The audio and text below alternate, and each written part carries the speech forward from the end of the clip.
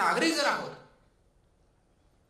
तर नागरिकांची जी भूमिका आहे ती बजावतो का, हा माझ्यासाठी खूप मोठा प्रश्न आहे. आणि म्हणून मी इन्स्टिट्यूशन क्रिएट केल्या जातात. पार्लमेंट क्रिएट केली, ज्युडिशरी क्रिएट केली, RBI क्रिएट केलं, आर्मी क्रिएट केली, प्रेस क्रिएट केलं, local self government, this are all institutions, colleges, universities, schools, institutions. Are we preserving those institutions? Are we strengthening those institutions? Family, are we doing that? So ultimately it's individual to whole कलेक्टिव्हिटी.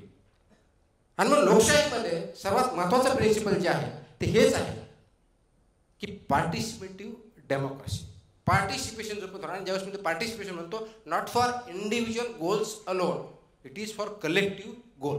म्हणून त्याला public service किंवा civil service जे म्हटलं, civil service is a public service. आणि when you say public service, it is public good versus individual goods.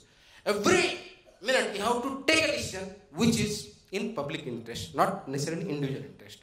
आणि आज जो conflict चाललाय मेजर, तो public interest versus individual interest चाललाय. Public morality versus individual morality चाललाय. Public ethics versus individual ethics चाललाय. Public prosperity versus individual prosperity चाललाय. आपण डिबेट बघतोय, 4 लोक एवढे श्रीमंत, बाकीचे हे. What is this? Again the same debate, public versus individual, right? Democracy cannot be hijacked like this. And if it is being hijacked, then you and me and society as a whole is responsible for that hijack.